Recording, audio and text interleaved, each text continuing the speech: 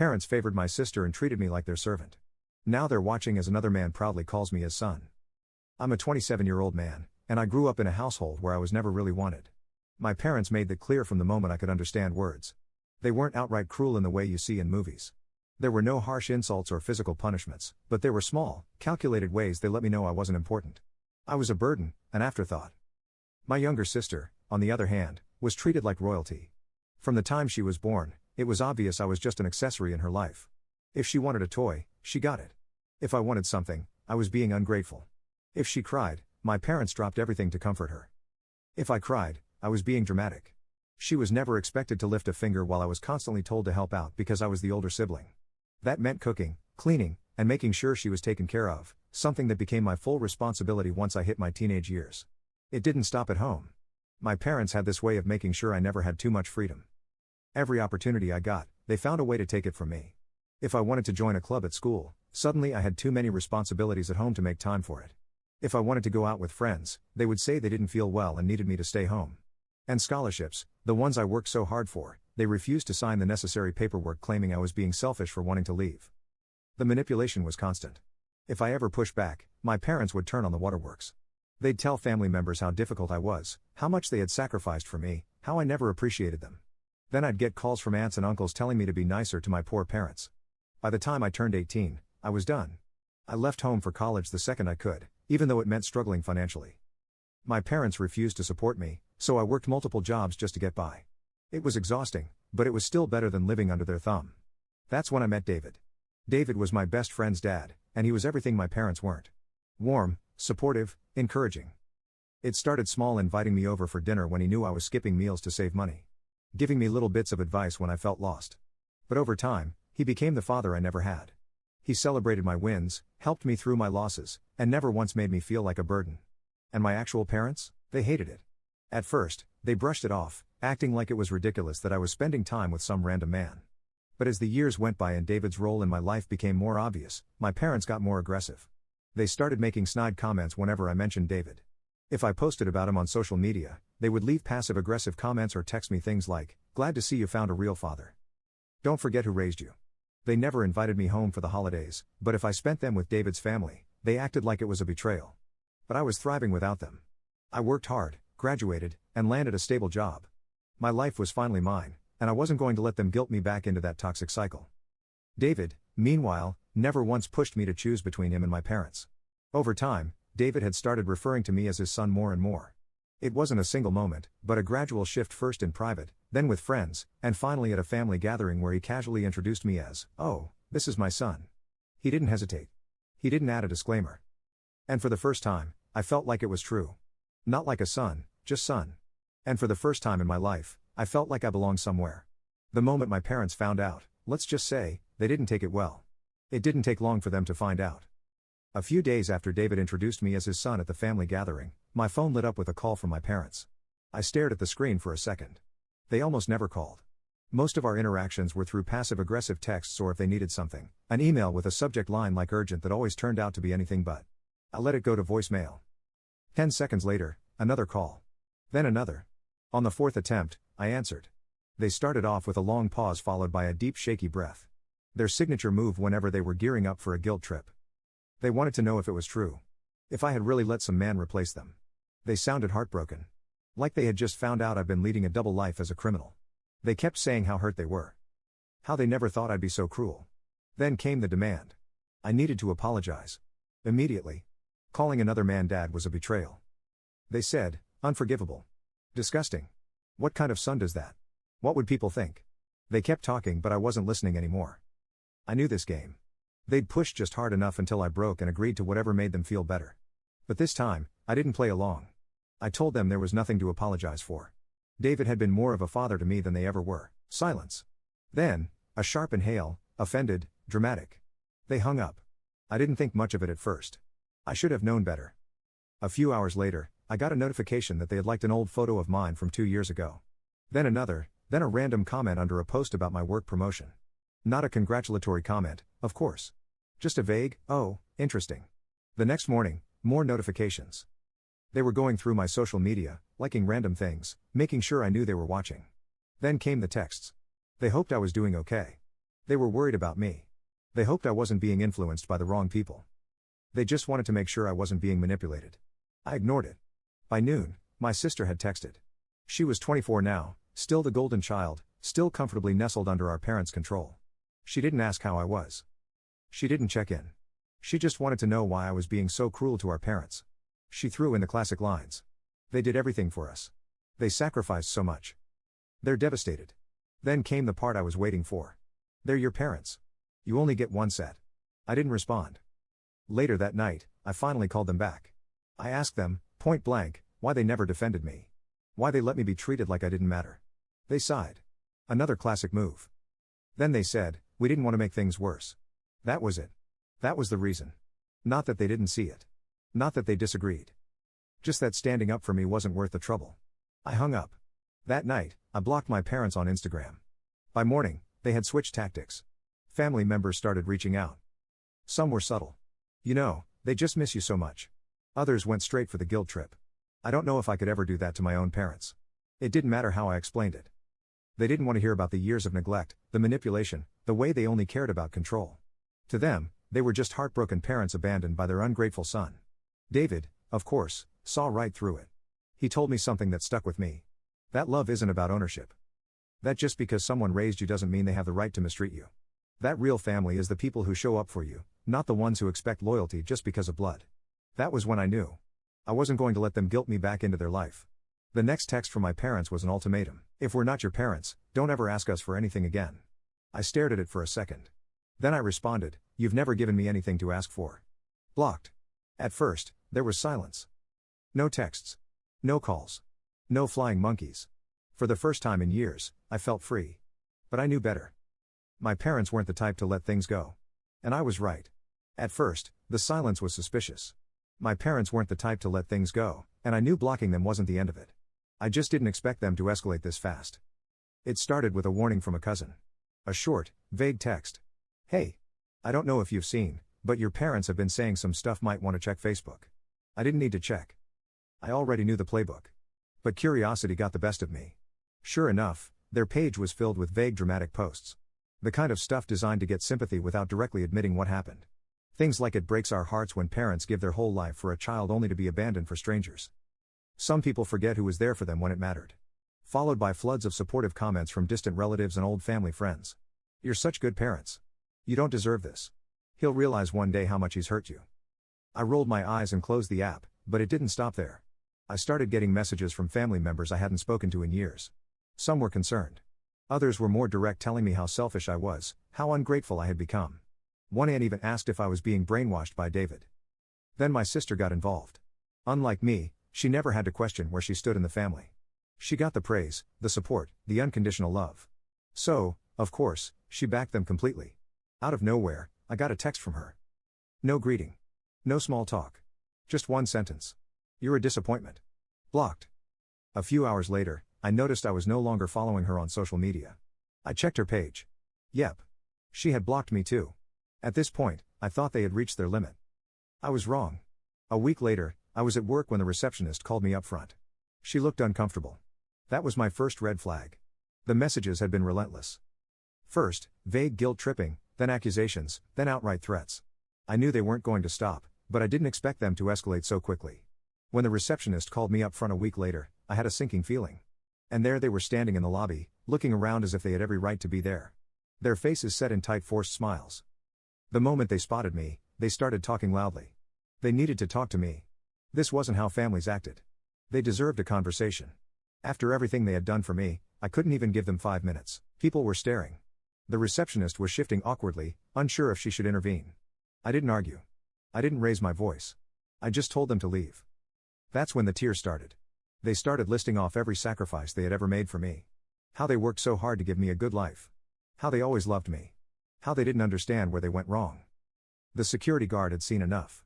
Within minutes, they were being escorted out, still calling my name, still playing the victim. I went back to my desk like nothing happened. 2 days later, the letters started. Long dramatic letters mailed to my apartment, pages filled with memories of my childhood, underlined sentences about how much they loved me, guilt trips about how they had given me life and I was throwing them away. I didn't read them. Straight to the trash. David didn't even seem surprised when I told him. He just shook his head and said, real love isn't conditional. Then came the next big event, my sister's wedding. I hadn't spoken to her in months, and I had zero plans to go. But apparently, that wasn't an option. I got a text from my parents listing out the date and time, followed by "We expect you to be there. You're still part of this family." No question. No invite. Just an expectation. I ignored it. 2 days later, another text: "We can't believe how selfish you are. This is your sister's wedding. You really won't put your issues aside for one day." Ignored. Then a final message from my sister: "If you're not willing to apologize to our parents, you're not welcome at my wedding." That one, I answered. Good. I wasn't planning on going. Blocked. Apparently, that was the last straw. My parents lost it. I found out later from a cousin that they had gone off at a family gathering. Full meltdown. Screaming about how David had stolen me. How I was brainwashed. How I was throwing away my family. People were starting to see it now. Some relatives still took their side. But others, they were starting to back away. They weren't defending them anymore. They weren't agreeing with them. If I thought my parents were done after the wedding fiasco, I was wrong. Blocking them, refusing to engage, it only made them more desperate. And when they got desperate, they got messy. The first thing they did was take their smear campaign public. Their Facebook turned into a battlefield.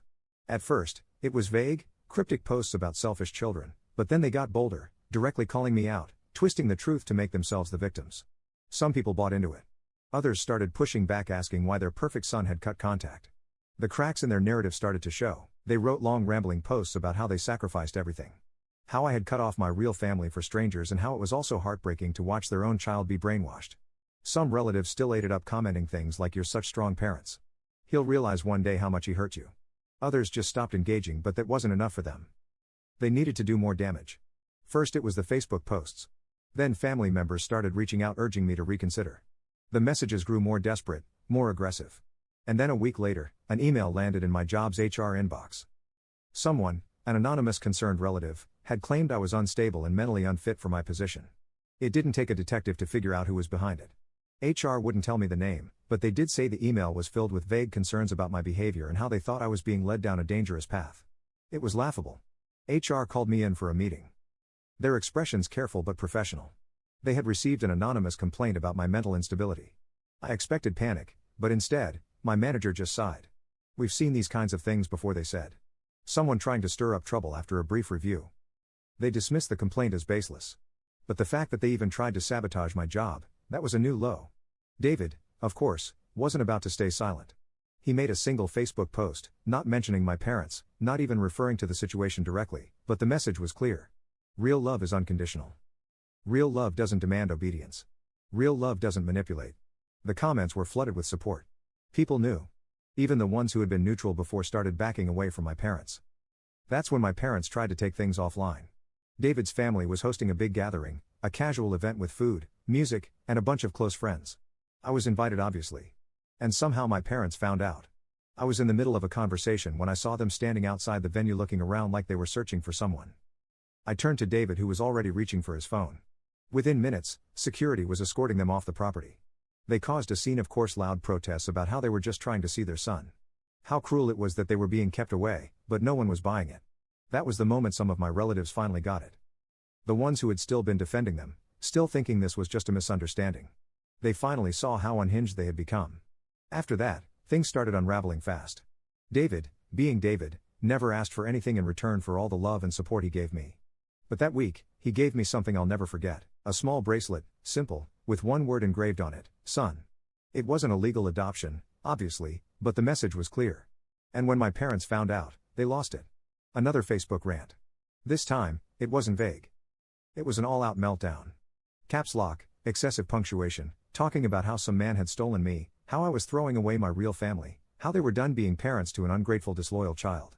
That post, that was the final straw. Relatives who had been on the fence before, gone. People who had been offering them sympathy, silent. No one wanted to be associated with that level of unhinged. Meanwhile, my sister's wedding finally happened, and it was a disaster. Without me there, all the attention was on them.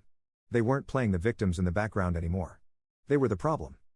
They made a huge scene, got into arguments with guests, and spent the whole night making passive-aggressive comments about how some people abandon their family. And then, apparently, that was the other parent's breaking point. Over the months, I had started hearing things. They weren't just silently enduring my parents' meltdowns anymore. They were arguing back. A cousin mentioned that they had stormed out of a family gathering after one of their public breakdowns. Then came the message from them. Short but heavy with meaning. We should have left years ago. It wasn't just regret. It was resignation. That's when the rumors started. People were saying the other parents were finally done. That they were looking into divorce. That they had been putting up with their antics for years. But now, without me as a buffer, they saw my parents for what they really were. And my parents, their entire reputation was in shambles. Even the people who once defended them had backed off. They had gone too far, tried too hard to control me. And in doing so, lost control over everything else. And me, I was doing better than ever. I had a great job, amazing friends, and a real father figure in David. I didn't just escape. I thrived. And the best part, they had to watch it all from the sidelines. After the wedding disaster, things got quiet. Too quiet. For a while, it seemed like my parents had finally given up. No more dramatic Facebook posts. No random flying monkey relatives showing up in my inbox. Even my sister had gone silent. Then the calls started. Unknown numbers. No voicemails. Just ringing over and over. At first, I ignored them. Then they got more frequent. Middle of the day, late at night, even during work hours. I picked up once, and there was nothing but silence on the other end before the call disconnected. I blocked the numbers, but new ones kept popping up. Then I got the email. It was from my parents. A long, overly sweet message about how they wanted to put the past behind us. How family should always stick together. How they forgave me for the way I treated them. Forgave me. I deleted it. A few hours later, my phone buzzed again. This time, it was a cousin sending me a screenshot. My parents had posted on Facebook. Again. Only this time, it wasn't the usual vague sob story. This one was specific. They were telling everyone how they had graciously forgiven me for hurting them. How they were so happy that we had finally reconciled, and how parents' love is eternal no matter what. It was all a lie. I hadn't spoken to them. I hadn't agreed to anything. And now they were out there telling everyone that we had made up. I wasn't letting that slide. I made my own post. Short to the point. There has been no reconciliation. I have no interest in having a relationship with my parents. Please don't believe everything you read online. That was all it took. Comments flooded in. Some people were confused. Some asked if I was sure. But others, they got it. And then my parents saw it. Cue the meltdown. More posts. More victim playing. This time, they went all in. Talking about how they tried to make peace, but their selfish, cold-hearted son had publicly humiliated them instead. How they had done everything for me and I had cruelly thrown it back in their face. Some relatives fell for it. Others didn't. At this point, most people were exhausted by the drama. Then they did something I did not see coming. A week later, I got a letter in the mail. At first, I thought it was another dramatic note from them, but no. This one had an official letterhead. They were suing me for emotional distress. I actually laughed when I saw it. They had no case. No real damages. Just pages of nonsense about how I had intentionally caused them suffering by cutting them off and turning people against them. David, being the absolute legend that he is, took one look at the letter and told me not to worry. He knew a lawyer. We set up a meeting. The lawyer didn't even try to be professional about it. He laughed as he skimmed through the papers. Called it a joke. Said it wouldn't hold up in any court. That should have been the end of it. But my parents, they doubled down. Instead of letting it go, they went nuclear. Another public meltdown, ranting about how they were being forced to take legal action against their own child because they had no other choice. How they had been pushed to the edge by my heartless betrayal. They wanted people to take their side. Instead, they lost the last few supporters they had left. And then came the final bombshell. The family was splitting apart. My uncle and aunt, who had been my parents' strongest supporters and financial backers, finally saw through the manipulation. They announced they were cutting all ties and financial support. For years, they had enabled my parents, always choosing to believe their side, but something had changed. They stopped defending my parents. Started walking away from arguments instead of making excuses for them. Relatives mentioned that the whole extended family seemed tired of the drama, more distant. And when the family separation was finally announced, it wasn't just a sudden decision, it was a long overdue escape from the toxic dynamics my parents had created. Without the extended family's financial support, my parents were screwed. My sister, the golden child, had always been on their side. But now, with the family splitting apart and the money drying up, she was seeing things differently. Maybe it was because the financial security was gone. Maybe it was because our uncle and aunt had finally started telling her things they'd kept quiet about for years. Either way, she turned on our parents too. Now they were completely alone. The last message I ever got from them came a few days later. You did this. You ruined our lives. I hope you're happy. Blocked. For good this time. They had spent years trying to control me, manipulate me, punish me for existing outside of their grasp. And in the end, they destroyed themselves. It's been a year since I blocked my parents for good. A lot has changed since then. For the first time in my life, I feel free. No random calls from flying monkey relatives. No social media smear campaigns. No guilt weighing on me every time I make a decision that benefits me instead of them. And the best part, my life is better than ever. Work has been going great. I got a promotion a few months ago, and my financial situation is the most stable it's ever been. I've been traveling more, meeting new people, and actually enjoying my life without feeling like I have to look over my shoulder. David, of course, has been there through all of it. He's not just my best friend's dad anymore. He's my dad. He introduces me that way to everyone, and I don't correct him. I stopped thinking of it as an honorary title a long time ago. He's the one who supports me. He's the one who celebrates my wins, gives me advice, and makes sure I have a place to go on the holidays. Speaking of holidays, last Christmas was the first time I felt truly at home. David's family welcomed me like I had always been there. I sat at a full dinner table surrounded by warmth, laughter, and people who genuinely cared about me. And for the first time, I wasn't just an outsider trying to fit in. I belonged. Meanwhile, my parents' lives were in ruins. After the separation, they were cut off completely. They lost the house, the financial safety net, and the reputation they spent years building. They had to move into a much smaller place. A far cry from the image they always tried to maintain. Their social standing is gone too. The relatives who used to defend them, they've distanced themselves. No one wants to be associated with them after seeing how far they were willing to go to manipulate and control me. And as for my sister, the golden child, she finally saw the truth. At first, she stayed on their side after the separation. But without the financial support, the cracks started showing. She saw how manipulative they could be. How exhausting it was to constantly manage their emotions. How it was never enough, no matter how much she tried to please them. At first, my sister defended them fiercely, dismissing everything I said as overreaction, but after the separation, cracks started to form. Without the financial support, she saw firsthand how draining they were. She admitted they were exhausting to deal with, how nothing she did was enough. Then one day, she sent a short message, I see it now, that she saw what I had been dealing with for years. I accepted her apology, but I wasn't in a rush to rebuild anything. She may have been a victim of their manipulation too, but that doesn't erase the things she did or said to me. For now, I'm keeping my distance. And my parents, they've become ghosts. They used to be the respected heads of our extended family. The ones who held the family together. The ones who were always right no matter what. Now, they're an embarrassment. At a recent family gathering, a cousin of mine casually mentioned that someone had leaked old screenshots of my parents' past manipulative messages. The fake concern, the guilt trips, the blatant emotional blackmail, it was all out in the open. They have no defenders left. No one to spin their lies. Then 2 weeks ago, they made their final move, an email. Their final email was a mix of apology and manipulation, a desperate attempt to regain control. They listed out all the times they had loved me, conveniently skipping over the years of neglect. They insisted they had changed. That they had forgiven me for cutting them off as if it had ever been their place to forgive. But I knew better. This wasn't about reconciliation. This was about power and they had lost it. The difference this time, they weren't demanding anything. No guilt trips. No, we're your parents. You owe us. Just desperation. A final attempt to reel me back in now that they had lost everything. I didn't respond. I didn't even read the whole thing. I just left them on read. That's the part they never understood. It was never about punishing them. It was never about revenge. I just don't care anymore. My life has moved on. I have a real family now. People who love me without conditions. Cutting them off was the best decision I ever made. And the best part? They have to live with it. They have to watch from the sidelines while I build a life so good, so fulfilling, that they can never be a part of it. They lost, and I won.